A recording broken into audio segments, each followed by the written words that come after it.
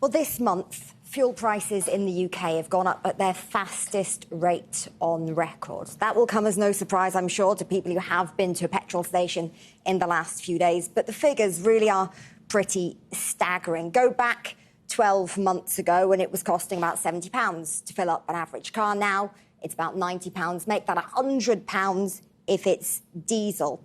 And so even though in the last couple of days prices have gone back a smidge, it's only about a penny per litre that we're talking about, which is why, with such pressure on so many people, there is this wide expectation, I think, that the Chancellor will have to do something tomorrow. Most people thinking that that's going to be something like a 5p per litre cut on fuel duty. But this time tomorrow, I think there'll be a fair few people saying, you know, that is frankly a drop in the ocean. It is not enough, especially in rural communities where they really are reliant, many people, on their cars. It's not a luxury, it's not a choice. And so today I've been talking to some people who really are at the sharp end of these price rises. On the edge of the Yorkshire Dales, even the sun and the scenery don't distract for long from the price rises, making life harder and making living more expensive. My name's Peter Hobart. I'm a local taxi driver and we're struggling basically. Travelling all Dales all the time, you know, uphill, down Dale, in this beautiful countryside. Absolutely gorgeous it is. But the running costs are getting well and truly out of hand.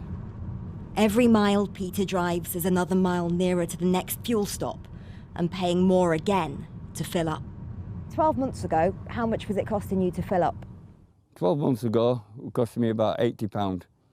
And how much now? 100. Big increase. Yeah. With fares capped by local authorities, Peter can't charge his passengers more, so he's taking home less, making half the minimum wage, he says. Everything's going up day by day, not week by week, day by day. And fuel prices going bang, bang, bang, bang, bang all the time. It's going to come to the stage where we just can't carry on.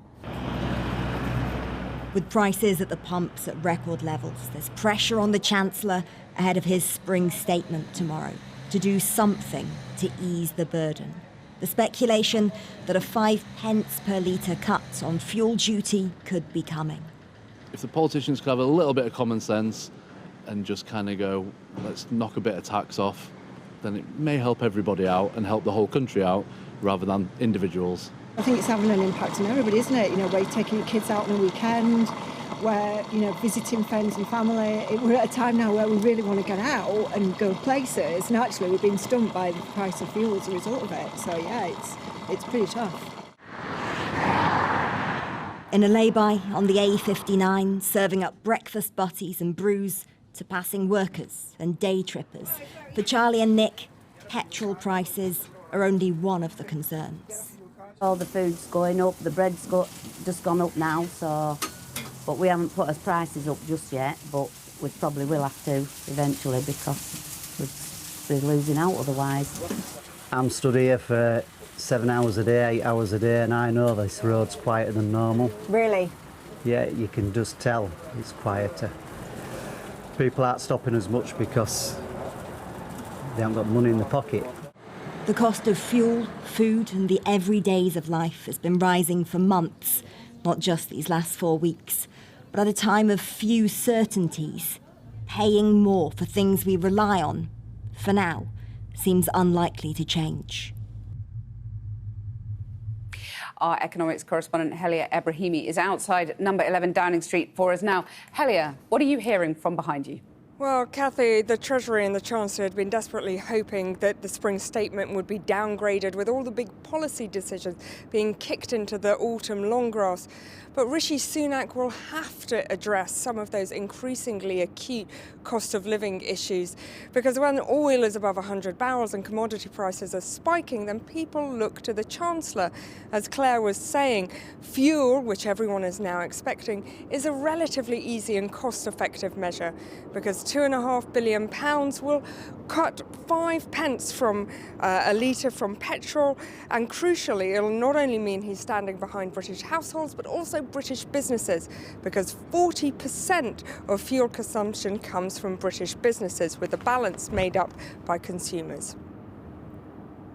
So go on, put your money where your mouth is. Is the Chancellor going to splash the cash tomorrow? I think he'll be very keen for it to sound like there's a lot of money, but he'll be probably much more cautious with his chequebook.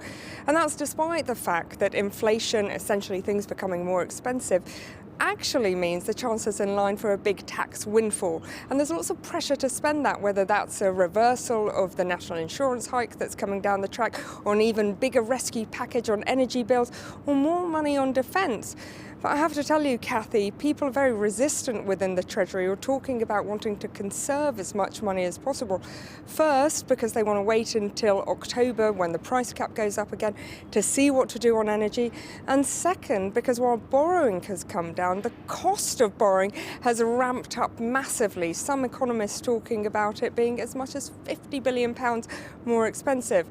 The final thing I want to mention about tomorrow, worth watching out for, is that windfall tax on oil companies, the likes of BP. That's not going to happen, but I've been told those companies are now on watch.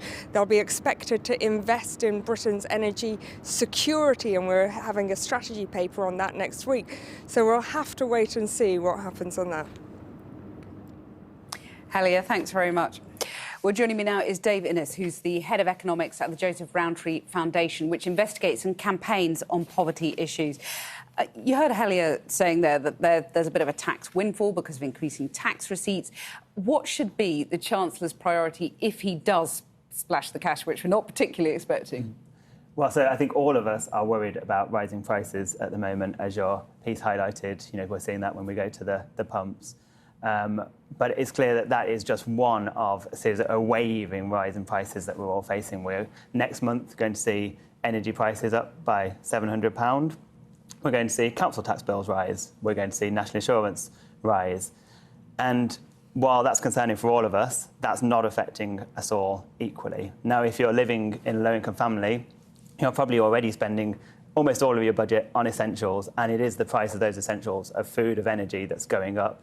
And where on earth, if you're in that situation, do you cut back? It's, you know, an impossible situation for many families. So how hard do you think it's going to get for the least well-off in particular? So, I mean, we are already seeing, you know, we have heard stories from food banks asking for donations of hot water bottles to keep people warm. We've already been hearing of, you know, families putting a timer on their phone to keep the heating on for no more than 30 minutes a day. And the really worrying thing that, you know, these stories are coming out when we're really just at the foothills of the rise of prices that we're going to see this year. And what this means is that, you know, inflation we know is going to reach about 8% next month, but on current plans, benefits like universal credit that are our social security system that keeps people afloat in times like this are only due to go up by 3%.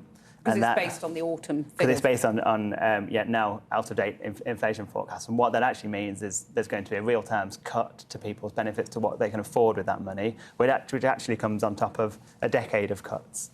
Well, so what is the top priority with the money he does decide to spend? Should it be increasing benefits or delaying the national insurance rise, for example, so a tax cut? So I think, again, as we've already heard tonight, the Chancellor does have options here that he can choose tomorrow. You know, tax revenues have come in quite a lot higher recently than expected. So, you know, he has promised to do what he can, help where he can to help with cost of living, and it's absolutely clear that he can.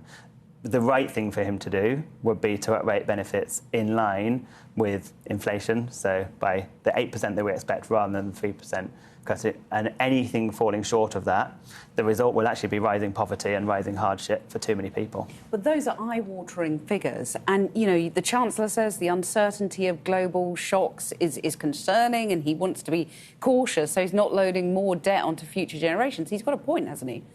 So, of course, you know, there are decisions the Chancellor has to take, but actually he's got much more room for manoeuvre than he expected. You know, he has promised to help out where he can, and it's really clear that that is exactly where, with actually quite a small fraction of the extra tax revenue he's raised recently, he can make a real difference and prevent more hardship for people. So, with you're an economist, right? So How much has the war, in particular, exacerbated the cost of living crisis, which was already quite severe?